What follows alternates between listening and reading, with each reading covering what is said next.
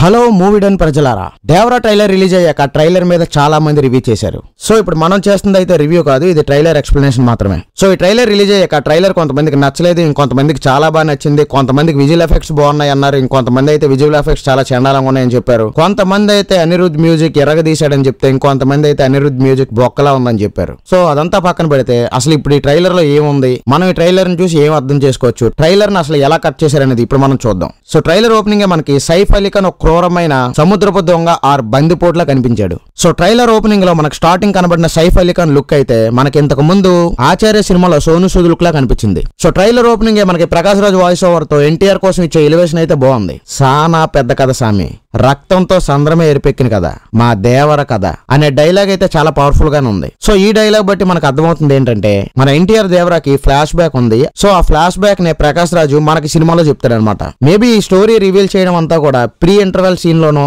లేదా ఇంటర్వెల్ తర్వాత స్టార్ట్ అయ్యే మిగతా స్టోరీలోనో ఈ దేవరా ఫ్లాష్ బ్యాక్ అంతా ఉండొచ్చని మనం అర్థం చేసుకోవచ్చు.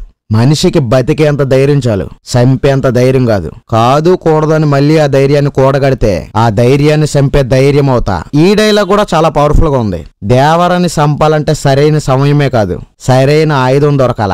ఈ డైలాగ్ చెప్పింది మన Saif Ali Khan. But trailer opening లో డెప్ప కటింగ్ లుక్ లో మనకు కనిపించిన సైఫ్ అలీ ఖాన్ అయితే కాదు. ఈసారి జొలపాల సైఫ్ అలీ ఖాన్ ఈ డైలాగ్ మనకు చెప్పాడు. సో దేవరాలో సైఫ్ అలీ ఖాన్ డ్యూల్ రోల్ చేశాడని మనకు అర్థమవుతుంది. మేబీ ఒక ఫ్లాష్ బ్యాక్ లో కనిపించే తండ్రి అయ్యి ఉండొచ్చు, ఆ డెప్ప కటింగ్ సైఫ్ అలీ ఖాన్ అయితే కొడుకు, మేబీ ఆ కొడుకు పేరే బైరా అయ్యి ఉండొచ్చు. సో ఈ డైలాగ్ తర్వాత వెంటనే మనకి ఎన్టీఆర్ సెకండ్ లుక్ ను కూడా రివీల్ చేశారు. అంటే ఎన్టీఆర్ కూడా తండ్రి కొడుకులుగా డ్యూల్ రోల్ చేశారని మనకు క్లియర్ గా అర్థమవుతుంది. కాకపోతే తండ్రి భయపెట్టేవాడిగా కనిపిస్తే కొడుకు మాత్రం భయపడే పిరిగివాడిలాగా కనిపించాడు. సో ట్రైలర్ లో దీని తర్వాత మనకి జాన్వీ కపూర్ విలేజ్ లుక్ లో కనిపించింది. బట్ జాన్వీ కపూర్ విలేజ్ అమ్మాయి లుక్ లో అయితే అంత సూట్ అవ్వలేదు. సో దీని తర్వాత మనకి శ్రీకాంత్ కూడా కనిపించారు. బట్ ఆ వాయిస్ బట్టి శ్రీకాంత్ అని చెప్పగలిగిన తప్ప ఆ గడ్డంలో అయితే మనం అసలు శ్రీకాంత్ గుర్తుపట్టలేం. అండ్ శ్రీకాంత్ గడ్డం ఆ గెటప్ అది కూడా అంత నేచురల్ గా కూడా అనిపించలేదు. నెక్స్ట్ శ్రీకాంత్ ఇంకా చిన్న ఎన్టీఆర్ తో కన్వర్సేషన్ జరుగుతుంటుంది. ఆ కన్వర్సేషన్ లో శ్రీకాంత్ ఎన్టీఆర్ తో కొంపదీసి బరిలోకి దిగుతావా ఏంటి అని అడిగితే ఎన్టీఆర్ దానికి రిప్లైగా ఏం మాట్లాడుతున్నావు, చంపేస్తారు నన్ను అంటాడు.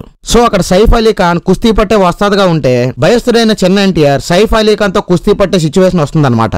పని మీద పోయినోడైతే పని అవగానే తిరిగి వస్తాడు, పంతం బట్టి పోయిండాడు నీ కొడుకు అని చిన్న ఎన్టీఆర్ ఈ డైలాగ్ చెప్పడం బట్టి చూస్తుంటే పెద్ద ఎన్టీఆర్ అంటే దేవరా, ఈ దేవరా అయితే ఏదో పెద్ద టాస్క్ మీద ఇల్లు వదిలి వెళ్ళిపోయాడని అర్థమవుతుంది. అందుకే మీకు ట్రైలర్ లో ఆ తర్వాత ప్రకాష్ రాజ్ వాయిస్ ఓవర్ తో దేవరా సముద్రం ఎక్కి 2 ఏళ్లు గడిచిపోయాయి అని చెప్పాడు. సో దేవరా అసలు ఏ పని మీద ఇల్లు వదిలి సముద్రంలోకి వెళ్ళాడు అనేది మూవీ రిలీజ్ అయ్యే వరకు మనకు తెలియదు. సో ట్రైలర్ లో తర్వాత మనకి కళ్ళు మూసినా తెరిచినా సముద్రంలో చూసిందే కనబడుతుంది అని అజయ్ డైలాగ్ చెప్పగానే మనకు ఒక పడవ కాలిపోతూ బ్యాక్గ్రౌండ్ లో ఫైర్ తో మనకి ముసుగేసుకున్న ఒక రూపం మనకు కనిపిస్తుంది. బట్ ఆ మిస్టరీ పర్సన్ దేవరానా లేకపోతే బాబీ డియోలా అనేది సస్పెన్స్. ఎందుకంటే దేవరా మూవీలో బాబీ డియోల్ కూడా చేశారనే టాక్ వినిపించింది. మేబీ దేవరా పార్ట్ 1 లో చిన్న క్యామియో చేసి దేవరా సెకండ్ పార్ట్ లో ఫుల్ లెంత్ రోల్ లో బాబీ డియోల్ కనిపిస్తారనుకుంటా. భయం మర్చి ఎప్పుడైనా తప్పుడు పని కోసం సంద్రం ఎక్కితే ఈ రోజు నుంచి నీకు కానరాని భయం అవుతా ఉంటా అనే డైలాగ్ చెప్పగానే ఎన్టీఆర్ సముద్రంలోంచి షార్క్ పైకి ఎక్కి షార్క్ తో పాటు ఎగిరే షాట్ చూపించారు. సో ఈ షాట్ అయితే బాగుంది. అండ్ ఈ డైలాగ్ అయితే బ్యాక్గ్రౌండ్ వాయిస్ ఓవర్ లో వచ్చినప్పుడు మనకి దేవరాని చూపించారు. సో తప్పుడు పని కోసం సంద్రం ఎక్కడం అంటే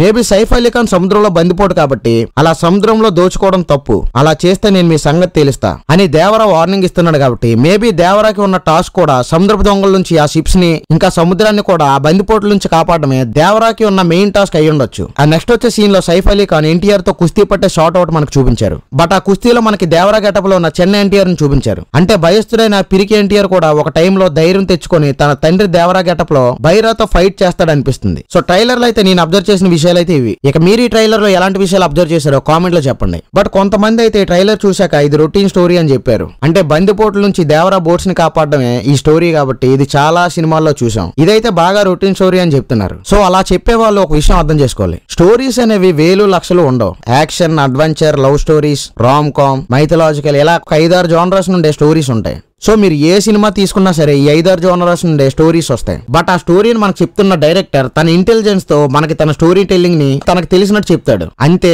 రొటీన్ స్టోరీ అంటే ఇక్కడ అన్ని రొటీన్ స్టోరీలే. బట్ ఆ రొటీన్ స్టోరీని డిఫరెంట్ గా ప్రెజెంట్ చేయడమే డైరెక్టర్ పని. ఆచార్య ఫ్లాప్ వల్ల కొరటాల షో మీద నెగిటివిటీ వచ్చిన మాట నిజమే. బట్ అలా అని ఆ నెగిటివిటీని దేవరా ట్రైలర్ కి అంటించొద్దు. సినిమా రిలీజ్ అయ్యే వరకు ఈ సినిమా బాగోలేదని గానీ బాగుందని గానీ మనం చెప్పకూడదు. సో నా ఎక్స్ప్లెనేషన్ మీకు నచ్చితే వీడియోని లైక్ చేసి నా ఛానల్ సబ్స్క్రైబ్ చేయండి.